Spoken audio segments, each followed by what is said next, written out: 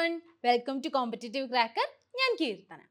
അപ്പോൾ നമ്മൾ ജൂൺ 18 നടന്ന ക്വസ്റ്റ്യൻ പേപ്പർ ഡീറ്റെയിൽഡ് ആയിട്ട് അനലൈസ് ചെയ്തുകൊണ്ടിരിക്കുകയാണ് അല്ലേ. അപ്പോൾ അതിൻ്റെ നേരത്തെ അനലൈസ് ചെയ്തത് 3 പാർട്ട് വീഡിയോസ് യൂട്യൂബിൽ ഓൾറെഡി അവൈലബിൾ ആണ്. ഇതുവരെ കാണാത്ത കുട്ടികളുണ്ടെങ്കിൽ എന്തായാലും അത് കാണുക കേട്ടോ. അപ്പോൾ അതിൻ്റെ ഒരു കണ്ടിന്യൂഷൻ ആയിട്ട് നമുക്ക് ബാക്കി ക്വസ്റ്റ്യൻസ് കൂടെ പാർട്ട് 4 എന്നുള്ള രീതിയിൽ നമുക്ക് ഡിസ്കസ് ചെയ്യാം. അപ്പോൾ നമ്മൾ നോക്കുകയാണെങ്കിൽ ഇവിടെ വന്നിട്ടുള്ള ക്വസ്റ്റ്യൻ എന്താണ്? വെർഡൂൺസ് ലോനെ പറ്റിയിട്ടാണ് അല്ലേ. ഇപ്പം നിങ്ങൾ ആരെങ്കിലും CCയുടെ നെറ്റ് എക്കണോമിക്സ് എൻ്റെ കൂടെ ചെയ്തിട്ടുള്ള കുട്ടികളാണെങ്കിൽ നിങ്ങൾക്ക് അറിയാം, ഞാൻ എത്ര തവണ പറഞ്ഞിട്ടുണ്ട് അല്ലേ, വെർഡൂൺസ് ലോ വളരെ ഇമ്പോർട്ടൻ്റ് ആണ്, എപ്പോഴും ചോദിച്ചു വരുന്ന ഒരു ക്വസ്റ്റ്യൻ ആണ്. അപ്പം നമ്മൾ വെർഡൂൺസ് ലോ എന്ന് പറയുമ്പോൾ നമ്മൾ പറയുന്നത് ഫിലിപ്സ് കർവും ആ ഒരു ഇൻഫ്ലേഷൻ, അൺഎംപ്ലോയ്മെന്റ് ആ ഒരു ഏരിയയിൽ നിന്ന് വരുന്ന ഒരു ടോപ്പിക്കാണ്. നമ്മൾ സാധാരണ ആരെങ്കിലും ഇമ്പോർട്ടൻ്റ് ആയിട്ടുള്ള ഭാഗങ്ങൾ പറഞ്ഞു തരുമ്പോൾ എന്ത് പറയും? ഫിലിപ്സ് കർവും അൺഎംപ്ലോയ്മെന്റ് ആൻഡ് ഇൻഫ്ലേഷൻ എന്നുള്ള ആ ഭാഗം വളരെ ഇമ്പോർട്ടൻ്റ് ആണെന്ന് പറയും. പക്ഷെ അതിൻ്റെ ഉള്ളിൽ നമ്മൾ സാധാരണ പഠിക്കുന്നതിൽ നമ്മൾ PGയിലും അല്ലെങ്കിൽ UGയിലും ഒന്നും വെർഡൂൺസ് ലോ പഠിച്ചിട്ടുണ്ടാവില്ല അല്ലേ. പക്ഷെ ഇത് അതിൻ്റെ അണ്ടറിൽ വരുന്നതാണ്. അതേപോലെ നെറ്റ് എക്സാമിൽ റിപ്പീറ്റഡ് ആയിട്ട് വരുന്ന ഒരു ക്വസ്റ്റ്യനുമാണ്. അപ്പം ഇത്തരത്തിലുള്ള ക്വസ്റ്റ്യൻസ് ഐഡന്റിഫൈ ചെയ്യുമ്പോഴാണ് നമുക്ക് ശരിക്കും പറഞ്ഞു കഴിഞ്ഞാൽ എക്സാം ക്രാക്ക് ചെയ്യുന്നതിനെ നമുക്ക് ഹെൽപ്പ് ചെയ്യാൻ പറ്റുക. അപ്പം ഇതിനാണ് നമ്മൾ ശരിയായിട്ടുള്ളൊരു ഗൈഡൻസ് വേണം പറയുന്നത് കേട്ടോ. അപ്പം നമുക്ക് എന്തായാലും ആ ക്വസ്റ്റ്യൻ ഒന്ന് നോക്കാം. താഴെ കാണുന്ന സ്റ്റേറ്റ്മെന്റിൽ ഏത് സ്റ്റേറ്റ്മെന്റ് ആണ് വെർഡൂൺസ് ലോ കറക്റ്റ് ആയിട്ട് ഡെപിക്ട് ചെയ്യുന്നതെന്നാണ് ചോദ്യം. നമുക്ക് വായിച്ചു നോക്കാം കേട്ടോ. വളരെ ലോങ് ആണ്, ശരിക്കും പറഞ്ഞു കഴിഞ്ഞാൽ ഒരു 2 സ്ലൈഡിലേക്ക് വരെ നമുക്ക് ചെയ്യേണ്ടി വരും. ആ ഒരു രീതിയിലാണ് ക്വസ്റ്റ്യൻസിന്റെ ലെങ്ത് വരുന്നത് കേട്ടോ. ശരിക്കും പറഞ്ഞാൽ ഇത് നമുക്ക് എക്സാമിന്റെ സ്ക്രീനിൽ ഇരുന്ന് കഴിഞ്ഞാൽ ഇതിന്റെ ഉള്ളിൽ ഹിന്ദിയും കൂടെ മിക്സഡ് ആയിരിക്കും. അപ്പോൾ ഒരു സ്ക്രീനിൽ ഇങ്ങനെ കുത്തി നിറച്ചിട്ടുള്ള രീതിയിലായിരിക്കും നമുക്ക് ഓപ്ഷൻസ് അവൈലബിൾ ആയിരിക്കാം. അതിൻ്റെ ഇടയിൽ ഇനി മൾട്ടിപ്പിൾ സെലക്ട് ക്വസ്റ്റ്യനും കൂടി ആണെങ്കിൽ പിന്നെ തീരുമാനമായില്ലേ. A only, A and D only, A B C and D only, ഇങ്ങനെ കൂടുതലുള്ള ഓപ്ഷൻസും ഉണ്ടാവും. അപ്പം നമുക്ക് ഇത് നല്ല രീതിയിൽ എക്സ്പെക്ട് ചെയ്യണം.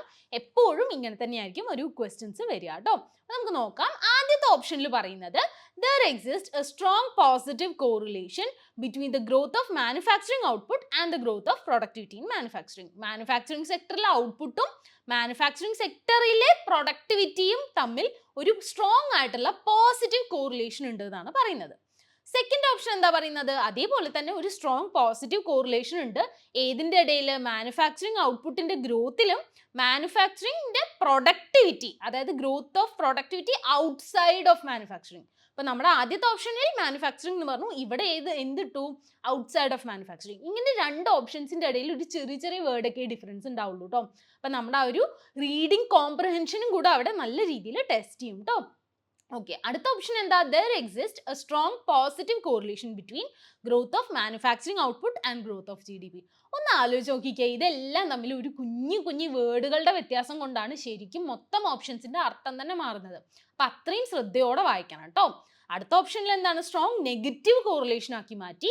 ഏത് തമ്മിൽ? ഗ്രോത്ത് ഓഫ് മാനുഫാക്ചറിങ് ഔട്ട്പുട്ടും ഗ്രോത്ത് ഓഫ് GDP തമ്മിലും. അപ്പൊ നമുക്കറിയാം എന്താണ് വെർഡൂൺസ് ലോ. ഒന്നുമില്ല, സിമ്പിൾ ആയിട്ട് പറയുകയാണെങ്കിൽ നമ്മുടെ എന്തെങ്കിലും ഒരു സെക്ടറിൽ എന്തെങ്കിലും ഒരു ഔട്ട്പുട്ട് പ്രൊഡ്യൂസ് ചെയ്യുന്ന പ്രൊഡ്യൂസേഴ്സിന്റെ ഔട്ട്പുട്ട് ഗ്രോ ചെയ്യുന്നതിന്റെ സ്ക്വയർ റൂട്ടായിട്ട് ആ ഒരു പ്രൊഡക്ഷനിൽ ഇൻവോൾവ് ആയിട്ടുള്ള ലേബറിന്റെയോ അല്ലെങ്കിൽ ഫാക്ടേഴ്സിന്റെ പ്രൊഡക്ടിവിറ്റിയും കൂടെ എന്തായിട്ട് കൂടും എന്നാണ്. അതായത് ശരിക്കും പറഞ്ഞു കഴിഞ്ഞാൽ ഇപ്പൊ നമുക്ക് നോക്കാം എന്താണ്. there exists a strong positive correlation between manufacturing output and growth of productivity in manufacturing. അതായത് ഔട്ട്പുട്ട് വളരുന്നതിന്റെ സ്ക്വയർ റൂട്ട് അളവിലാണ് അതിന്റെ ഗ്രോത്ത്, പ്രൊഡക്ടിവിറ്റിയുടെ ഗ്രോത്തും വളരുക എന്ന്. അതായത് ഇപ്പോൾ ലേബർ പ്രൊഡക്ടിവിറ്റി ആവാം, ക്യാപിറ്റൽ പ്രൊഡക്ടിവിറ്റി ആവാം, ഏതൊരു ഫാക്ടർ ഓഫ് പ്രൊഡക്ഷനും ഏതാണോ എംപ്ലോയ് ചെയ്തിരിക്കുന്നത് അതിന്റെ ഗ്രോത്ത് സ്ക്വയർ റൂട്ട് ലെവലിലായിരിക്കും ഗ്രോ ചെയ്യുക. അപ്പോൾ ഫോർ എക്സാമ്പിൾ ഔട്ട്പുട്ട് 4 മടങ്ങ് കൂടിയിട്ടുണ്ടെന്ന് വിചാരിക്കുക. അപ്പൊ 4ന്റെ സ്ക്വയർ റൂട്ട് എത്രയാണ്? 2 ആണ് അല്ലേ. അപ്പൊ 2 മടങ്ങാണ് ലേബറിന്റെ പ്രൊഡക്ടിവിറ്റി അല്ലെങ്കിൽ ക്യാപിറ്റലിന്റെ പ്രൊഡക്ടിവിറ്റി ഒക്കെ കൂടുക. ഇതാണ് സിമ്പിൾ ആയിട്ട് പറഞ്ഞ വെർഡൂൺസ് ലോ. അപ്പൊ നമുക്കിത് അറിയാത്തത് കൊണ്ട് മാത്രമാണ് ഈ ക്വസ്റ്റ്യൻ പോവുക അല്ലേ. കാരണം എന്താ, സംഭവം സിമ്പിൾ ആണ്. ഇപ്പൊ ഒന്ന് നോക്കൂ. ലോങ് റണ്ണിലാണ്, ഷോർട്ട് റണ്ണിലല്ല, ലോങ് റണ്ണിലാണ് productivity generally grows proportionally to the square root of output. എക്കണോമിക്സിൽ ഈ ലോ പറയുന്നത് ഔട്ട്പുട്ടിന്റെയും പ്രൊഡക്ടിവിറ്റിയുടെയും ഗ്രോത്ത് തമ്മിലുള്ള ഒരു റിലേഷൻ ആയിട്ടാണ് പറയുന്നത്. According to the law, faster the growth in output increases the productivity due to increasing returns to scale കാരണമാണ് ഇത് സംഭവിക്കുന്നത് എന്നുള്ളതാണ്. അപ്പോൾ നമുക്ക് നോക്കിക്കഴിഞ്ഞാൽ 4 ഓപ്ഷൻസിലും ഏറെക്കുറെ ഇതേ കാര്യങ്ങളാണ്. പക്ഷെ അവർ എന്ത് ചെയ്തു, ഒന്ന് വളഞ്ഞു മൂക്ക് പിടിച്ച് കുറച്ച് എക്സ്ട്രാ വാക്കുകളൊക്കെ ഇടയിൽ ആഡ് ചെയ്തിട്ട് നമ്മളെ കൺഫ്യൂസ് ചെയ്തു. അപ്പം നമുക്ക് കൃത്യമായിട്ട് ഓപ്ഷൻസ് വായിക്കുന്നതിന് മുന്നേ തന്നെ എന്താണ് അവർ ചോദിക്കുന്നത് എന്നുള്ളതിൻ്റെ കൃത്യമായിട്ടുള്ള ഒരു ധാരണ ആലോചിച്ച് വയ്ക്കുക. എന്നിട്ട് ഓപ്ഷൻസ് വായിക്കുക കേട്ടോ. അപ്പം നമുക്ക് എന്ത് ചെയ്യാൻ പറ്റും, ഇത്തരത്തിലുള്ള കൺഫ്യൂഷൻസ് നല്ല രീതിയിൽ ഒഴിവാക്കാൻ പറ്റും കേട്ടോ. അപ്പം നമുക്ക് അടുത്ത ക്വസ്റ്റ്യൻ നോക്കാം. അടുത്ത ക്വസ്റ്റ്യൻ എന്താണ്, arrange the following Nobel laureates according to their year of award. അതായത് നമുക്ക് നോബൽ പ്രൈസ് കിട്ടിയ 5 വ്യക്തികളുടെ പേര്, എക്കണോമിക്സിൽ നോബൽ പ്രൈസ് കിട്ടിയ 5 വ്യക്തികളുടെ പേരാണ് താഴെ കൊടുത്തിട്ടുള്ളത്. നമ്മളോട് എന്താ പറഞ്ഞിട്ടുള്ളത്, ക്രോണോളോജിക്കൽ ഓർഡറിൽ ഇത് ഇരുത്താനാണ് പറഞ്ഞിട്ടുള്ളത് കേട്ടോ. നമുക്കറിയാം ക്രോണോളജി വാരി വലിച്ചിട്ടിട്ടുണ്ടായിരുന്ന ഒരു എക്സാമാണ് 18 ജൂണിൽ നടന്ന എക്സാം. അപ്പോൾ അതേപോലെ തന്നെ നോബൽ പ്രൈസിന്റെ ക്രോണോളജിയാണ് ഇവിടെ ചോദിച്ചിട്ടുള്ളത്. ഇതേപോലെ റിപ്പീറ്റഡ് ആയിട്ട് ചോദിക്കാറുള്ള വേറൊരു ക്രോണോളജി ഏതാന്ന് വെച്ച് കഴിഞ്ഞാൽ നമ്മുടെ RBIയുടെ ഗവർണറുകളെ സ്റ്റാർട്ടിങ് തൊട്ട് എൻഡിൽ വരെ, റീസെന്റ് ആയിട്ടുള്ളത് വരെ നമുക്ക് എന്ത് ചെയ്യാൻ പറഞ്ഞിട്ടുണ്ടാവും, ക്രോണോളജിക്കൽ ഓർഡറിൽ ഇരുത്താൻ പറഞ്ഞിട്ടുണ്ടാവും. അപ്പോൾ അതും നിങ്ങൾ എന്ത് ചെയ്യണം, പഠിച്ചു വെക്കണം കേട്ടോ. ഏറ്റവും ലോങ്ങസ്റ്റ് ആയിട്ട് ഏറ്റവും അധികം കാലഘട്ടം RBI ഗവർണർ ആയിട്ടിരുന്നത് ആരാന്നറിയോ? ഒന്ന് കമന്റ് സെക്ഷനിൽ അതാരെങ്കിലും ഒന്ന് പറഞ്ഞു തരാൻ പറ്റുമോ? നമുക്ക് നോക്കാം കേട്ടോ ആരാ പറയുന്നത്. ഏറ്റവും ലോങ്ങസ്റ്റ് ആയിട്ട് കാലഘട്ടം RBI ഗവർണർ ആയിട്ട് നിലനിന്നിരുന്ന അദ്ദേഹം ആരാണെന്നുള്ളത്. ഓക്കെ, അപ്പൊ നമുക്ക് നമ്മുടെ ക്വസ്റ്റ്യൻ നോക്കാം. ആർതർ ലൂയിസ്, നമ്മുടെ ലൂയിസ് കർവ് ഒക്കെ ഉണ്ടല്ലോ, അല്ലെങ്കിൽ Lewis unlimited supply of labour, ഇതൊക്കെ സംസാരിച്ചത് ആരായിരുന്നു? ആർതർ ലൂയിസ് ആണ് അല്ലേ. അതേപോലെ സൈമൺ കസ്നെറ്റ്, നമ്മുടെ കസ്നെറ്റ് കർവ് ഒക്കെ പറഞ്ഞത് അദ്ദേഹം ഏകദേശം 1971 ആ ഒരു കാലഘട്ടത്തിലാണ് നമ്മുടെ സൈമൺ കസ്നെറ്റ് ഉണ്ടായിരുന്നത്. ആർതർ ലൂയിസ് ഏകദേശം അതേ കാലഘട്ടം തന്നെയാണ്, 1979 കാലഘട്ടങ്ങളിലാണ് അദ്ദേഹത്തിന് നോബൽ പ്രൈസ് ഒക്കെ കിട്ടിയത് കേട്ടോ.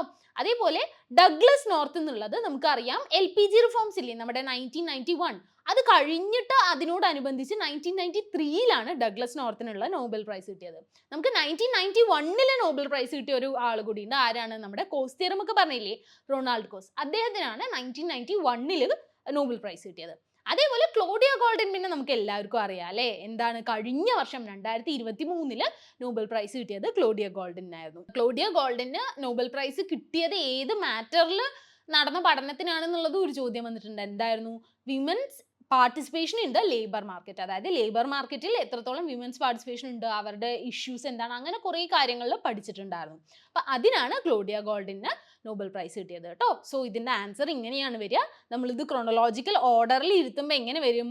Option B, A, E, C, D എന്നുള്ളതായിരിക്കും ഇതിൻ്റെ ശരിയായിട്ടുള്ള ഉത്തരം കേട്ടോ. ആൻസർ കീ വന്നിട്ടില്ല, പക്ഷെ ആൻസർ കീ വരുമെങ്കിൽ, ഇത് വന്നിരുന്നെങ്കിൽ, ആക്ച്വലി ഇനി വരാൻ പോകുന്നില്ല, നമ്മുടെ എന്തായാലും റിസൾട്ട് ഇനി പ്രഖ്യാപിക്കില്ല ജൂൺ 18 നടന്ന എക്സാമിൻ്റെ. സോ ഒഫീഷ്യലി ഒരു ആൻസർ കീ വരില്ല. അതുകൊണ്ടാണ് നമ്മുടേതായിട്ടുള്ള രീതിയിൽ ഒരു ആൻസർ കീ നമ്മൾ എക്സ്പ്ലെയിൻ ചെയ്യുന്നത് കേട്ടോ. ഓക്കെ, അടുത്ത ക്വസ്റ്റ്യനിലേക്ക് പോവാം. അടുത്തതൊരു മൾട്ടിപ്പിൾ സെലക്ട് ക്വസ്റ്റ്യൻ ആണ് കേട്ടോ. എന്താണ്? According to life cycle theory of consumption എന്തൊക്കെയാണ് ശരി എന്നുള്ളത്. 4 സ്റ്റേറ്റ്മെന്റ്സ് ആണ് ഇവിടെ, 5 സ്റ്റേറ്റ്മെന്റ്സ് ആണ് ആക്ച്വലി കൊടുത്തിട്ടുള്ളത്. നമുക്ക് ഓരോന്നായിട്ട് വായിച്ചു നോക്കാം. Consumption is constant throughout the life span, അതായത് ലൈഫിൽ അങ്ങോളം സ്റ്റാർട്ടിങ് തൊട്ട് അവസാനം വരെ കൺസംഷൻ കോൺസ്റ്റന്റ് ആയിരിക്കും എന്നാണ് പറയുന്നത്. ഇടയിലൊന്നും, ഇതൊരു റഫ്ലി സ്പീക്കിംഗ് ആണ്, ചെറിയ ചെറിയ ഒരു ഫ്ലക്ച്വേഷൻസ് ഉണ്ടാവില്ല എന്നല്ല, പക്ഷെ വലിയ രീതിയിലൊരു ഫ്ലക്ച്വേഷൻസ് ഉണ്ടാവില്ല. ലോങ് റണ്ണിൽ കൺസംഷൻ എപ്പോഴും എന്തായിരിക്കും? കോൺസ്റ്റന്റ് ആയിരിക്കും എന്നുള്ളതാണ് ഈ സ്റ്റേറ്റ്മെന്റ് അർത്ഥം.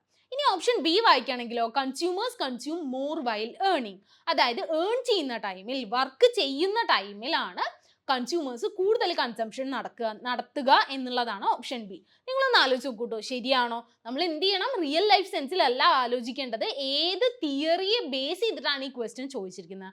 ഓൾറെഡി അവിടെ കൊടുത്തിട്ടുണ്ട് അല്ലേ, ലൈഫ് സൈക്കിൾ തിയറി ഓഫ് കൺസംഷനെ ബേസ് ചെയ്തിട്ടാണ്. അപ്പം നമ്മൾ ആ തിയറി പ്രകാരമാണ് ഉത്തരം കൊടുക്കേണ്ടത്, റിയൽ ലൈഫിന്റെ ബേസിസിലല്ല കേട്ടോ. ഓക്കെ, ഓപ്ഷൻ C വായിച്ചു നോക്കിക്കഴിഞ്ഞാൽ saving is constant throughout the life span. നമ്മൾ കൺസംഷൻ കോൺസ്റ്റന്റ് ആണെന്ന് പറഞ്ഞു, അതേപോലെ തന്നെ സേവിങ്സ് കോൺസ്റ്റന്റ് ആണെന്നുള്ളതാണ് അടുത്ത സ്റ്റേറ്റ്മെന്റ്. നമുക്കിനി അടുത്തത് നോക്കുകയാണെങ്കിൽ retirement consumption is entirely financed through dissaving, അതായത് റിട്ടയർമെന്റ് ആവുന്ന സമയത്ത് നമ്മുടെ കൺസംഷൻ ചെയ്യുന്നത് മുഴുവൻ ഡിസേവിങ്ങിലൂടെയാണ്. അതായത് നേരത്തെ സേവ് ചെയ്ത് വെച്ച പൈസയിൽ നിന്നും എടുത്തിട്ട്, കുറച്ച് അതിൽ നിന്നും എടുത്തിട്ടാണ് റിട്ടയർമെന്റ് ആയതിനു ശേഷം കൺസ്യൂം ചെയ്യുക എന്നാണ് ഓപ്ഷൻ ഡിയിലുള്ളത്. ഓപ്ഷൻ ഇയിൽ എന്താണ്? കൺസംഷൻ കീപ്സ് ഇൻക്രീസിങ് വിത്ത് ഏജ്. നമുക്ക് വയസ്സ് കൂടുന്തോറും നമ്മൾ കൂടുതൽ കൺസംഷൻ നടത്തും എന്നാണ് പറയുന്നത്. ഞാൻ വീണ്ടും വീണ്ടും പറയാണ്, നമ്മുടെ റിയൽ ലൈഫ് സെൻസിലല്ല ഇത് ആൻസർ ചെയ്യേണ്ടത് കേട്ടോ. നമ്മുടെ ഏതിനെ ബേസ് ചെയ്തിട്ടാണ്? ലൈഫ് സൈക്കിൾ തിയറി ഓഫ് കൺസംഷനെ ബേസ് ചെയ്തിട്ടാണ്. നിങ്ങൾക്ക് എല്ലാവർക്കും അറിയാം, നമ്മൾ പഠിച്ചിട്ടുണ്ട് അല്ലേ ഒരു ഗ്രാഫ്. നിങ്ങൾക്ക് അറിയില്ലേ ഈ ലൈഫ് സൈക്കിൾ തിയറി ഓഫ് കൺസംഷനിൽ നമ്മൾ എന്താ ചെയ്യുന്നത്? കൺസംഷൻ സ്മൂത്തനിങ് ആണ് ചെയ്യുന്നത് അല്ലേ. അതായത് നമ്മൾ സേവിങ്സും ഡിസേവിങ്സും ഒക്കെ യൂസ് ചെയ്തിട്ട് നമ്മുടെ കൺസംഷൻ പാറ്റേൺ മെയിൻറ്റെയിൻ ചെയ്തിട്ട് അത് സ്മൂത്ത് ആയിട്ട് കൊണ്ടുപോവുക ചെയ്യുന്നത് അല്ലേ. നമുക്ക് അതിൻ്റെ ന്യൂമറിക്കൽ പ്രോബ്ലംസ് ഒക്കെ നമ്മൾ ചെയ്തിട്ടുണ്ട്. കൺസംഷൻ സ്മൂത്തനിങ് ചെയ്യുമ്പോൾ എങ്ങനെയാണ്, എത്ര രൂപ നമ്മൾ ഇപ്പം സേവ് ചെയ്യണം, എത്ര രൂപ നമുക്ക് ഇപ്പം കൺസ്യൂം ചെയ്യാൻ നമുക്ക് ഉണ്ടാവും, ഇങ്ങനെയുള്ള കാര്യങ്ങളുടെ നമ്മൾ പ്രോബ്ലംസ് ഒക്കെ ചെയ്തിട്ടുണ്ട് അല്ലേ. അപ്പം അതിൻ്റെ ഗ്രാഫ് നിങ്ങൾക്ക് ഓർമ്മയുണ്ടെങ്കിൽ ഏകദേശം ഇതാ ഇങ്ങനെയാണ് ആ ഗ്രാഫ് വരിക. നമുക്ക് ശ്രദ്ധിച്ച് നോക്കിയാൽ മനസ്സിലാവും നമ്മുടെ കൺസംഷൻ ലൈൻ എങ്ങനെയാണ്? Straight line parallel to the X axis ആണ്. അതായത് കൺസംഷൻ കൂടുന്നില്ല, എല്ലാ വയസ്സിലും നമ്മൾ ഒരേ ലെവലിലുള്ള കൺസംഷൻ ചെയ്ത് മെയിൻറ്റെയിൻ ചെയ്ത് പോവാണെന്നാണ് പറയുന്നത്. ഇത് റിയൽ ലൈഫ് സെൻസിലല്ല. ഇതിൻ്റെ അർത്ഥം എങ്ങനെയാണെന്ന് വരുന്നതെന്ന് വെച്ച് കഴിഞ്ഞാൽ കുറച്ചും കൂടെ ടിപ്പിക്കലായിട്ട് ആലോചിക്കണം. അതായത് നമ്മൾ കൺസംഷൻ സ്മൂത്തനിങ് നടത്തുകയാണ്. നമുക്ക് ആദ്യം ഈ ഒരു പോയിന്റിലാണ് നമുക്ക് ജോലി കിട്ടി തുടങ്ങുക അല്ലേ. അതിന് മുന്നേ നമ്മൾ എന്ത് ചെയ്യും? സ്റ്റുഡൻറ് ലോണുകൾ എടുത്തിട്ടൊക്കെ, ഇതിലിപ്പോൾ നമ്മൾ പാരമ്പര്യം ഇല്ല എന്നുള്ള രീതിയിലാണ്, നമുക്ക് പാരമ്പര്യമായിട്ട് ഒന്നും കിട്ടിയിട്ടില്ല എന്നുള്ള ഒരു അസംഷനിൽ നമ്മൾ സ്റ്റുഡൻറ് ലോണുകളൊക്കെ എടുത്തിട്ടും കുറച്ച് കടം വാങ്ങിയിട്ടും അല്ലാത്ത കടങ്ങൾ വാങ്ങിയിട്ടും നമ്മൾ നമ്മുടെ കൺസംഷൻസ് നടത്തും. എന്നിട്ട് നമ്മൾ ഇതാ ഈ ഒരു പോയിന്റിൽ എത്തിക്കഴിഞ്ഞാൽ നമുക്ക് ജോലി കിട്ടും. നമുക്ക് ജോലി കിട്ടി നമ്മൾ ഏൺ ചെയ്യാൻ തുടങ്ങിക്കഴിഞ്ഞാൽ നമുക്ക് എന്ത് ചെയ്യാൻ പറ്റും? സേവ് ചെയ്യാനും പറ്റും, നമ്മുടെ കടങ്ങൾ തിരിച്ചടച്ച് തീർക്കാനും പറ്റും. അങ്ങനെ ചെയ്ത് നമ്മൾ റിട്ടയർമെന്റിന്റെ പോയിന്റ് എത്തിക്കഴിഞ്ഞാൽ നമ്മൾ എന്ത് ചെയ്യും? അതിനുശേഷം നമ്മുടെ ലൈഫ് മുന്നോട്ട് പോകുമ്പോൾ നമ്മൾ ചെയ്യുന്ന കൺസംഷൻ ഡിസേവിങ് യൂസ് ചെയ്തിട്ടാണ്. ഇത് നമ്മുടെ ഓപ്ഷനിൽ ഉണ്ടായിരുന്നു അല്ലേ. അപ്പോൾ ഇതിന്റെ അർത്ഥം എന്താ? ഞാൻ പറഞ്ഞതിന്റെ അർത്ഥം കൺസംഷൻ ഏകദേശം കോൺസ്റ്റന്റ് ആയിട്ട് നമ്മൾ മെയിൻറ്റെയിൻ ചെയ്യും എന്നുള്ള ഒരു കോൺസെപ്റ്റ് ആണ് ഏറ്റവും ബേസിക് ആയിട്ട് ലൈഫ് സൈക്കിൾ തിയറിയിൽ പറയുന്നത്. അപ്പൊ അത് നമുക്ക് മനസ്സിലായിട്ടുണ്ടെങ്കിലും ഈ ഒരു straight line parallel to the X axis ആണ് എന്നുള്ള ഒരു ക്രിട്ടിക്കൽ പോയിന്റ് വെച്ചിട്ടേ നമുക്ക് ഈ ഒരു ക്വസ്റ്റ്യൻ സോൾവ് ചെയ്യാൻ പറ്റുള്ളൂ കേട്ടോ. നമുക്ക് നോക്കാം. Consumption is constant throughout the life span. Option A correct ആണ്. പക്ഷെ ഓപ്ഷൻ ബിയോ consumers consume more while earning. നമ്മൾ റിയൽ ലൈഫ് സെൻസിൽ ആലോചിച്ചാൽ നമ്മൾ അത് ശരിയാണെന്ന് വിചാരിക്കും അല്ലേ. പക്ഷെ അത് ലൈഫ് സൈക്കിൾ തിയറിയുമായിട്ട് കോൺട്രാഡിക്റ്റ് ചെയ്യുന്ന ഒരു കാര്യമാണ്. നമ്മുടെ ക്വസ്റ്റ്യനിൽ ലൈഫ് സൈക്കിൾ തിയറിയാണ് ചോദിച്ചിട്ടുള്ളത്. സോ ഓപ്ഷൻ ബി തെറ്റാണ്. ഓപ്ഷൻ സി നോക്കുകയാണെങ്കിൽ savings is constant through out life span. Obviously അത് തെറ്റാണ് അല്ലേ. കാരണം ആദ്യം നമ്മൾ ഡിസേവിങ് ചെയ്യുന്നുണ്ട്, അവസാനവും നമ്മൾ ഡിസേവിങ് ചെയ്യുന്നുണ്ട്. നമ്മൾ ഇടയിൽ ഏൺ ചെയ്യുമ്പോൾ മാത്രമേ നമ്മൾ സേവ് ചെയ്യുന്നുള്ളൂ അല്ലേ. ഒബ്വിയസ്ലി അപ്പോൾ അത് തെറ്റാണ്. Option D retirement consumption is entirely finance through dissaving. അത് കറക്റ്റ് ആണ് അല്ലേ. അത് കുറച്ചും കൂടി സിമ്പിൾ ആയിരുന്നു. ഓപ്ഷൻ ഇയിൽ എന്താ? കൺസംഷൻ കീപ്സ് ഇൻക്രീസിങ് വിത്ത് ഏജ്. അതും തെറ്റാണ്. കാരണം കൺസംഷൻ കോൺസ്റ്റന്റ് ആയിട്ട് നമ്മൾ സ്മൂത്തൻ ചെയ്ത് കൊണ്ടുപോകും. കൺസംഷൻ സ്മൂത്തനിങ് ആണ് ലൈഫ് സൈക്കിൾ തിയറിയുടെ ഏറ്റവും ബേസിക് ആയിട്ടുള്ള ആ ഒരു foundation. So answer correct answer ആയിട്ട് ഇവിടെ ഏത് പറയും? Option A and D only എന്നുള്ളതാണ് കേട്ടോ. ഓക്കെ, ഇനി നമുക്ക് നെക്സ്റ്റ് ക്വസ്റ്റ്യനിൽ പോവാം. നമുക്ക് എന്താ തന്നിട്ടുള്ളത്? GDP തന്നിട്ടുണ്ട്. ബില്യൺസ് ഓഫ് കറന്റ് ഡോളേഴ്സിന്റെ എമൗണ്ടിലാണ് GDP തന്നിട്ടുള്ളത്. എത്രയാണ്? 5465 ബില്യൺ ഡോളേഴ്സ് ആണ് GDP തന്നിട്ടുള്ളത്. പിന്നെ the sum of consumption investment and government purchases is 5496 billion dollars. അതും തന്നിട്ടുണ്ട് നമുക്ക്. ഇനി വേറൊരു ഡാറ്റ തന്നിട്ടുള്ളത് എക്സ്പോർട്ടിന്റെ. എക്സ്പോർട്ട് എത്രയാണ്? 673 ബില്യൺ ഡോളേഴ്സ്. അങ്ങനെയാണെങ്കിൽ ഇമ്പോർട്ട്സ് എത്രയായിരിക്കും? വളരെ ഈസി ആയിട്ടുള്ള ഒരു ക്വസ്റ്റ്യൻ ആണ് അല്ലേ. കാരണം എന്താ, നമുക്കൊക്കെ +2 തൊട്ട് നമ്മൾ പഠിച്ചു വരുന്ന ഒരു ഇക്വേഷൻ ആണ്. GDP ഇസ് ഈക്വൽ ടു, അല്ലെങ്കിൽ income Y is equal to എന്നാണെങ്കിലും അതെ, equal to C + I + G + X - M net exports. ഇത് നമ്മൾ പഠിച്ചിട്ടുണ്ട് അല്ലേ. നമുക്ക് എന്ത് ചെയ്താൽ മതി? സിമ്പിൾ ആയിട്ട് ഇതിൽ എല്ലാ വാല്യൂസും സബ്സ്റ്റിറ്റ്യൂട്ട് ചെയ്താൽ മതി. നമുക്ക് GDP തന്നിട്ടുണ്ട് 5465 ബില്യൺ ഡോളർ ആണെന്ന്, അത് സബ്സ്റ്റിറ്റ്യൂട്ട് ചെയ്യാം. C + I + G മൊത്തത്തിലും തന്നിട്ടുണ്ട്, അത് കുറച്ചും കൂടി സിമ്പിൾ ആയി അല്ലേ. ഡയറക്റ്റ് ആയിട്ട് തന്നിട്ടുണ്ട് 5496 ബില്യൺ ഡോളേഴ്സ്. അതാണ് C + I + G. അതേപോലെ എക്സും നമ്മൾ സബ്സ്റ്റിറ്റ്യൂട്ട് ചെയ്യുന്നു. ആദ്യം നമ്മൾ സബ്സ്റ്റിറ്റ്യൂട്ട് ചെയ്ത് എല്ലാം എഴുതുന്നു. നമ്മൾ ഇത് കൃത്യമായിട്ടുള്ള സ്റ്റെപ്സ് ഫോളോ ചെയ്തിട്ടില്ലെങ്കിൽ ചെറിയ ചെറിയ മിസ്റ്റേക്ക്, ഒരു മൈനസ് പ്ലസ് ആയി പോലോ പ്ലസ് മൈനസ് ആയി പോലോ ഇത്തരത്തിലുള്ള മിസ്റ്റേക്സ് ഒക്കെ ഉണ്ടാവും. അപ്പോൾ നമ്മൾ ആ സ്റ്റെപ്സ് കൃത്യമായിട്ട് ഫോളോ ചെയ്യുക. ഇനി നെക്സ്റ്റ് സ്റ്റെപ്പിൽ നമുക്ക് എന്ത് ചെയ്യാം? ഇവിടെയുള്ള മൈനസ് ഇമ്പോർട്ട്സ് ഇപ്പുറത്ത് ഈക്വൽ ടുവിൻ്റെ ഇപ്പുറത്തെ സൈഡിലേക്ക് കൊണ്ടുവന്നിട്ട് പ്ലസ് ആക്കാം. അതേപോലെ GDP നമുക്ക് അപ്പുറത്ത് കൊണ്ടുപോയാൽ -5465 ഡോളേഴ്സ് എന്നുള്ളത് അങ്ങനെയാവും. ഇനി നമ്മൾ ആദ്യം ഈ അഡിഷൻ ചെയ്യണം. 5496 673 ആഡ് ചെയ്തിട്ട് അതിൽ നിന്നും നമ്മൾ GDP മൈനസ് ചെയ്യണം കേട്ടോ. അങ്ങനെ ചെയ്യുമ്പോൾ നമുക്ക് ടോട്ടൽ ഇമ്പോർട്ട്സ് സിമ്പിൾ ആയിട്ട് കിട്ടും. എത്രയാണ്? $704 ബില്യൺ. അപ്പൊ നമ്മുടെ ആൻസർ എന്താണ്? 704 എന്നുള്ള ഓപ്ഷൻ സിയിൽ കിടക്കുന്ന ആൻസർ നമുക്ക് കൃത്യമായിട്ട് കിട്ടി. ഈസിയാണ് അല്ലേ? വളരെ ഈസി ആയിട്ടുള്ള ഒരു ക്വസ്റ്റ്യൻ ആയിരുന്നു അത്. ഇനി നമുക്ക് നെക്സ്റ്റ് ക്വസ്റ്റ്യൻ വായിച്ചു നോക്കാം.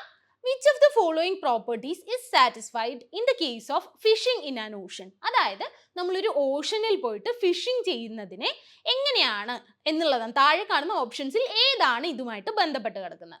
ഓപ്ഷൻ എ നോക്കുകയാണെങ്കിൽ നോൺ എക്സ്ക്ലൂഡബിൾ, നോൺ റൈവൽ. നമുക്കറിയാലേ പ്രൈവറ്റ് ഗുഡ്സ്, പബ്ലിക് ഗുഡ്സ് ഒക്കെ എങ്ങനെയാണ്, ക്ലബ് ഗുഡ് ഏതാണ്, കോമൺ ഗുഡ് ഏതാണ്. അപ്പൊ നമുക്ക് ഫിഷിംഗ് ഇൻ ആൻ ഓഷൻ എന്ത് ഗുഡാണോ ഒന്ന് ആലോചിച്ച് നോക്കൂ. അത് കിട്ടുകയാണെങ്കിൽ നമുക്ക് ആൻസർ കിട്ടും കേട്ടോ. നമുക്ക് ഓപ്ഷനിൽ നോക്കാം. നോൺ എക്സ്ക്ലൂഡബിൾ എന്ന് ചോദിച്ചാൽ അതിന്റെ അർത്ഥം എന്താണ്? അതായത് ഇത് ചെയ്യരുത്, ഇങ്ങനെ ഒരു കൺസംഷൻ നടത്തരുത് എന്ന് പറഞ്ഞിട്ട് ആരെയും നമുക്ക് തടയാൻ പറ്റില്ല എന്നാണ് നോൺ എക്സ്ക്ലൂഡബിൾ എന്നുള്ളതിന്റെ അർത്ഥം. അപ്പൊ ഈ തടയാൻ പറ്റുന്ന സിറ്റുവേഷൻസ് ഏതാ? ഇപ്പൊ ഒന്ന് ആലോചിച്ച് നോക്കുക. ഒരു സിനിമ ഹാള്, ഇപ്പൊ സിനിമ തിയേറ്ററിൽ പോയിട്ട് നമ്മൾ കാണുകയാണ്. അപ്പൊ ആ ഒരു സിറ്റുവേഷൻ എങ്ങനെയാണ്? എക്സ്ക്ലൂഡബിൾ ആണ് അല്ലേ? ഉള്ള സീറ്റുകൾ നിറഞ്ഞു കഴിഞ്ഞാൽ, ടിക്കറ്റുകളൊക്കെ വിറ്റ് കഴിഞ്ഞാൽ ബാക്കി വരുന്ന ആൾക്കാരെ നമുക്ക് തടയാൻ പറ്റില്ല, കഴിഞ്ഞു, സീറ്റില്ല, ടിക്കറ്റ് കഴിഞ്ഞു എന്നുള്ളത് പറഞ്ഞിട്ട് നമുക്ക് എന്ത് ചെയ്യാൻ പറ്റും? തടയാനുള്ളൊരു കഴിഞ്ഞു പോകുന്ന ഒരു ഇതുണ്ട് അല്ലേ? പക്ഷെ റൈവൽ ആണോ? അത് നോൺ റൈവൽ ആണ്. നോൺ റൈവൽ എന്ന് വെച്ചാൽ എന്താ? ഒരാള് സിനിമ കണ്ടു അല്ലെങ്കിൽ ഒരു സിനിമ കാണുന്നു, ആ ഒരു കൺസംഷൻ നടക്കുന്നത് കൊണ്ട് വേറൊരാൾക്ക് അത് കൺസംഷൻ ചെയ്യാനുള്ള അളവിൽ കുറവ് വരുന്നില്ല, ഇല്ല അല്ലെ? അതാണ് നമ്മൾ നോൺ റൈവൽ എന്നുള്ള വേർഡ് കൊണ്ട് യൂസ് ചെയ്യുന്നത്. അപ്പൊ നമുക്ക് ഫിഷിംഗ് ഇൻ ആൻ ഓഷൻ നമുക്ക് നോക്കുകയാണെങ്കിൽ എക്സസീവ് ഫിഷിംഗ് ഇപ്പൊ വരുന്ന ഒരു വലിയ പ്രശ്നമാണ് അല്ലേ? അതുകൊണ്ട് എപ്പോഴും ഫിഷിംഗ് എന്ന് പറയുന്നത് റൈവൽ ആയിട്ടുള്ള ഒരു ഗുഡാണ്. എക്സസീവ് ആയിട്ട് നടക്കുന്നത് കൊണ്ട് അവിടെ അത് ഡിപ്ലീറ്റഡ് ആയിട്ട്, നമ്മുടെ റിസോഴ്സസ് ഡിപ്ലീറ്റഡ് ആയിട്ട്, ഓഷൻ വാട്ടർ റിസോഴ്സസ് ഡിപ്ലീറ്റ് ആവുന്നുണ്ട്. സോ അത് റൈവൽ ആണ്. പക്ഷെ എക്സ്ക്ലൂഡബിൾ ആണോ? ആരോടെങ്കിലും ഇത് ചെയ്യണ്ടെന്ന് നമുക്ക് പറയാൻ പറ്റുമോ? പറ്റില്ല അല്ലേ? So non excludable but rival എന്നുള്ളതാണ് ഇതിന്റെ കറക്റ്റ് ആൻസർ കേട്ടോ. ഇതൊന്ന് ചെറുതായിട്ട് ആലോചിച്ച് കഴിഞ്ഞാൽ നമുക്ക് മനസ്സിലാവും. ഇതേപോലെ തന്നെ വേറൊരു കാര്യമുള്ള ഏതാ? Non rival but excludable. അതാണ് നമ്മൾ പറഞ്ഞ ഈ സിനിമ തിയേറ്ററുകളുടെ ഒക്കെ ഒരു കാര്യം കേട്ടോ. അപ്പൊ നോൺ റൈവൽ ആണ് പക്ഷെ എക്സ്ക്ലൂഡബിൾ ആണ്. അത്തരത്തിലുള്ള ഗുഡുകളെ നമ്മൾ ക്ലബ് ഗുഡ്സ് എന്നും, ഈ ഓപ്ഷൻ ബിയിലുള്ള പറഞ്ഞ അതായത് നോൺ എക്സ്ക്ലൂഡബിൾ ആണ് പക്ഷെ റൈവൽ ആണ് എന്നുള്ള ഗുഡ്സിനെ നമുക്ക് കോമൺ ഗുഡ്സ് എന്നും വിളിക്കാൻ പറ്റും കേട്ടോ. ഒന്ന് നോട്ട് ചെയ്ത് വെച്ചോളൂ. എക്സ്ക്ലൂഡബിളും റൈവലും ആയിട്ടുള്ള ഗുഡ്സിനെ നമുക്ക് പ്രൈവറ്റ് ഗുഡ്സ് എന്നും, ഓപ്ഷൻ എയിലുള്ളത് പബ്ലിക് ഗുഡ്സ് എന്നും. അത് നമുക്ക് സിമ്പിൾ ആയിട്ട് അറിയുന്ന കാര്യമാണ് അല്ലേ? ഓക്കെ, അപ്പൊ ഇനി നമുക്ക് അടുത്ത ക്വസ്റ്റ്യനിൽ പോവാം കേട്ടോ. അടുത്ത ക്വസ്റ്റ്യൻ എന്താണ്? ഇത് ഏകദേശം എല്ലാവരെയും വല്ലാത്ത രീതിയിൽ ബുദ്ധിമുട്ടിക്കുന്ന ഒരു ക്വസ്റ്റ്യൻ ആണ് അല്ലേ? അതായത് നമുക്ക് ഡിഫറൻഷ്യൽ ഇക്വേഷൻസ് സോൾവ് ചെയ്യേണ്ട തരത്തിലുള്ള ഒരു ക്വസ്റ്റ്യൻ ആണ്. പക്ഷെ എന്നാലോ നമുക്കിത് വളരെയധികം നമ്മൾ പഠിച്ചിട്ടുള്ളതൊക്കെ വളരെ മാത്തമാറ്റിക്കൽ ആയിട്ടും സ്റ്റാറ്റിസ്റ്റിക്കൽ ആ ഒരു രീതിയിലേക്കായിരിക്കും നമ്മൾ പഠിച്ചിട്ടുണ്ടാവുക. പക്ഷെ അതൊന്നും നമുക്ക് ആവശ്യമില്ല കേട്ടോ. നമുക്ക് എന്താണ് ആവശ്യം? എക്കണോമിക്സ് ആണ് നമുക്ക് ആവശ്യം. അപ്പൊ നമുക്ക് എക്കണോമിക്കൽ പേഴ്സ്പെക്റ്റീവിൽ സിമ്പിൾ ആയിട്ട് നമുക്ക് നെറ്റ് എക്സാമിൽ വരുന്ന മോഡൽ ഇതേ മോഡൽ ക്വസ്റ്റ്യൻസ് ആയിരിക്കും. അല്ലാതെ ഇതിന്റെ അപ്പുറത്തേക്കുള്ള ഡെപ്തിലുള്ള ക്വസ്റ്റ്യൻസ് ഒന്നും ഡിഫറൻഷ്യൽ ഇക്വേഷൻസ് എന്നുള്ള ഭാഗത്തിൽ നിന്നും ഇതുവരെ വന്നിട്ടില്ല. ചിലപ്പോൾ ഇനി വരുമെങ്കിൽ അത് വല്ലാത്തൊരു എന്താ പറയുക സർപ്രൈസ് ആയിരിക്കും കേട്ടോ. പക്ഷെ ഇതുവരെ വന്നിട്ടില്ല, ഇനിയും നമുക്ക് എക്സ്പെക്ട് ചെയ്യാനില്ല. സോ ഇങ്ങനത്തെ ക്വസ്റ്റ്യൻസ് എങ്ങനെ സോൾവ് ചെയ്യുമെന്ന് ഞാൻ പറഞ്ഞുതരാം കേട്ടോ. ഇതിന്റെ അർത്ഥം എന്താന്ന് നമുക്ക് ആദ്യം മനസ്സിലാക്കാം കേട്ടോ. എന്താ ഡിഫറൻഷ്യൽ ഇക്വേഷൻ? എന്താണ്? dy/dx - 6x + 2 = 0 എന്നാണ്. അതായത് ഇതിലൊരു dy/dx എന്നുള്ള ഒരു കോമ്പണന്റ് ഇതിന്റെ ഉള്ളിലുണ്ട്. ഇതിൽ അതേപോലെ എക്സിന്റെ വാല്യൂം വൈ വാല്യൂം തന്നിട്ടുണ്ട്. നമുക്ക് കണ്ടുപിടിക്കേണ്ട ഒരു സൊല്യൂഷൻ എന്താ അറിയോ? നമുക്ക് തന്നിട്ടുള്ള ഈ 4 ഓപ്ഷൻസിൽ ഏതോ ഒരു സാധാരണ ഒരു ഇക്വേഷൻ ആണ് അല്ലെ? എക്സും വൈയും ഉള്ള ഒരു സാധാരണ ഇക്വേഷൻ ആണ്. ഇതിൽ ഏതോ ഒരു ഇക്വേഷനെ നമുക്ക് ഫസ്റ്റ് ഓർഡർ ഡിഫറൻഷ്യൽ എടുത്തു കഴിഞ്ഞാൽ dy/dx എന്ന് ഫസ്റ്റ് ഓർഡർ ഒന്ന് സിമ്പിൾ ആയിട്ട് ഒരു തവണ ഡിഫറൻഷിയേറ്റ് ചെയ്ത് കഴിഞ്ഞാൽ നമുക്കൊരു ടേം കിട്ടും അല്ലേ? ആ ടേമിനെ നമ്മൾ dy/dx എന്ന് ഈ ക്വസ്റ്റ്യനിൽ തന്നിട്ടുള്ള ഭാഗത്ത് സബ്സ്റ്റിറ്റ്യൂട്ട് ചെയ്ത് കഴിഞ്ഞാൽ ഈ ഇക്വേഷൻ സാറ്റിസ്ഫൈ ആവണം. ഓക്കെ, അത്രേ ഉള്ളൂ സിമ്പിൾ ആയിട്ട്. അപ്പൊ നമുക്ക് ഓപ്ഷൻസും കൂടി ഉണ്ട്, എളുപ്പമാണ് അല്ലേ? 4 ഇക്വേഷൻസിനെ നമുക്ക് എന്ത് ചെയ്യാം? ഫസ്റ്റ് ഓർഡർ ഡിഫറൻഷ്യൽ എടുക്കുക, എന്നിട്ട് അതിൽ ഓരോന്നായിട്ട് നമ്മുടെ ക്വസ്റ്റ്യനിൽ സബ്സ്റ്റിറ്റ്യൂട്ട് ചെയ്ത് കൊടുത്തു കഴിഞ്ഞാൽ എപ്പോഴാണ് ഈ ഒരു ഇക്വേഷൻ പ്രോപ്പർ ആയിട്ട് മെയിൻറ്റെയിൻ ചെയ്തിട്ട് സാറ്റിസ്ഫൈ ചെയ്യാൻ പറ്റുന്നത്, ആ ഇക്വേഷൻ ആയിരിക്കും നമ്മുടെ കറക്റ്റ് ആൻസർ. അപ്പൊ നമുക്ക് ആദ്യത്തെ ഒന്ന് ചെയ്ത് നോക്കിയാലോ. ആദ്യത്തെ എന്താ? 3x² - 2x - 21 = y. അപ്പൊ നമുക്ക് ഈ ഒരു ഇക്വേഷനെ ഫസ്റ്റ് ഓർഡർ ഡെറിവേറ്റീവ് dy/dx എടുത്തു കഴിഞ്ഞാൽ 3x² എന്നുള്ള എലമെന്റ് എന്തായി പോവും? 3 into 2 6 ആവും. x⁻² - 1 ചെയ്യുമ്പോൾ x ആവും. സോ നമുക്ക് 6x എന്ന് കിട്ടും. അതേപോലെ -2x എന്താവും? -2 എന്നാവും അല്ലേ? സിമ്പിൾ ആയിട്ട് dy/dx ചെയ്താൽ നമുക്ക് 6x - 2 എന്നുള്ള ഒരു ചെറിയ ടേം നമുക്ക് കിട്ടും. ഇനി നമുക്ക് അതിനെ ഒന്ന് സബ്സ്റ്റിറ്റ്യൂട്ട് ചെയ്ത് നോക്കാം. നമുക്ക് ക്വസ്റ്റ്യനിൽ തന്നിട്ടുള്ള ഇക്വേഷൻ ഏതാ? dy/dx - 6x + 2 = 0. വളരെ സിമ്പിൾ ആണ് അല്ലേ? നമുക്ക് 6x - 2 അവിടെ നമ്മൾ സബ്സ്റ്റിറ്റ്യൂട്ട് ചെയ്തു. -6x + 2 ഉണ്ട്. അപ്പൊ ഈ ഒരു പോസിറ്റീവ് 6xഉം നെഗറ്റീവ് 6xഉം ക്യാൻസൽ ആയി. -2ഉം +2ഉം ക്യാൻസൽ ആയി 0 ആയി മാറി. വളരെ ഈസി ആണ് അല്ലേ? ശരിക്കും പറഞ്ഞാൽ ഡിഫറൻഷ്യൽ ഇക്വേഷന്റെ ഒരു ക്വസ്റ്റ്യൻ ഇത്ര ഈസി ആയിട്ടൊക്കെ കിട്ടുക പറയുന്നത് നമ്മുടെ ഭാഗ്യമാണ്. പക്ഷെ നമ്മൾ അത് അറിഞ്ഞില്ല എന്നുള്ളതുകൊണ്ട് നമുക്ക് ആ മാർക്ക് പോകാൻ പാടില്ലല്ലോ. നമുക്ക് പഠിക്കുകയാണെങ്കിലോ മാത്തമാറ്റിക്കലായിട്ടാണ് നമ്മുടെ ടെക്സ്റ്റ് ബുക്കും കാര്യങ്ങളും അല്ലെങ്കിൽ PG സിലബസും ഒക്കെ ഉള്ളത്. നമുക്ക് അതൊന്നും ആവശ്യമില്ല കേട്ടോ. ഇത്ര സിമ്പിൾ ആയിട്ടുള്ള ഈ ഒരു കാര്യം മാത്രം മനസ്സിലായാൽ നമുക്ക് ആൻസർ എന്താണ്? ഓപ്ഷൻ A ആണ് ഇവിടുത്തെ ആൻസർ കേട്ടോ. സിമ്പിൾ ആയിട്ട് സോൾവ് ചെയ്തില്ലേ? അപ്പൊ ഇനി നിങ്ങൾ എങ്ങാനും ഈ വരുന്ന ഡിസംബർ എക്സാമിന് പ്രിപ്പയർ ചെയ്യുന്ന കുട്ടികളാണെങ്കിൽ നിങ്ങൾക്കായിട്ടൊരു അടിപൊളി ഓഫറാണ് ഉള്ളത് കേട്ടോ. നമ്മുടെ CCയിൽ ഈ വരുന്ന ഓഗസ്റ്റ് 14, 15, 16, 17 എന്നീ തീയതികളിൽ നിങ്ങൾ CCയിൽ നിന്നും നെറ്റ് എക്സാമിന് കോഴ്സിന് ജോയിൻ ചെയ്യുകയാണെങ്കിൽ, അത് എക്കണോമിക്സ് അല്ല, ഏതായാലും ഏതൊരു കോഴ്സും നെറ്റിന്റെ ജോയിൻ ചെയ്യുകയാണെങ്കിൽ നിങ്ങൾക്ക് up to 20% ഒരു ഓഫർ ലഭ്യമാണ്. ഇത് ഇൻഡിപെൻഡൻസ് ഡേ സെയിലുമായിട്ട് അനുബന്ധിച്ചിട്ടുള്ളതാണ്. അപ്പൊ എല്ലാവരും എന്ത് ചെയ്യുക? 17-ാം തീയതിയാണ് നിങ്ങളുടെ ആ ഒരു എന്താ പറയുക ഡെഡ് ലൈൻ. അതിൻ്റെ ഉള്ളിൽ നിങ്ങൾ എത്രയും പെട്ടെന്ന് ജോയിൻ ചെയ്യാൻ നോക്കുക കേട്ടോ. ഈ ഒരു ഓഫർ നിങ്ങൾ ആരും മിസ് ചെയ്യരുത് കേട്ടോ. എത്രയും പെട്ടെന്ന് പഠിച്ചു തുടങ്ങുന്നു അത്രയും പെട്ടെന്ന് നമുക്ക് എക്സാം ക്രാക്ക് ചെയ്യാനുള്ളതിൻ്റെ അടുത്തേക്ക് നമുക്ക് എത്താൻ പറ്റും. അപ്പോൾ എല്ലാവരും അടിപൊളിയായിട്ട് പഠിക്കാൻ ഇത്തവണ നമുക്ക് എന്തായാലും ക്ലിയർ ചെയ്യണം. ഡിസംബർ കഴിയുന്നതിന് മുമ്പ് നമ്മളൊരു നെറ്റ് ഹോൾഡർ അല്ലെങ്കിൽ GRF ഹോൾഡർ ആയിട്ട് പോവാം കേട്ടോ. അപ്പോൾ എല്ലാവരും നന്നായിട്ട് പഠിക്കുക. താങ്ക്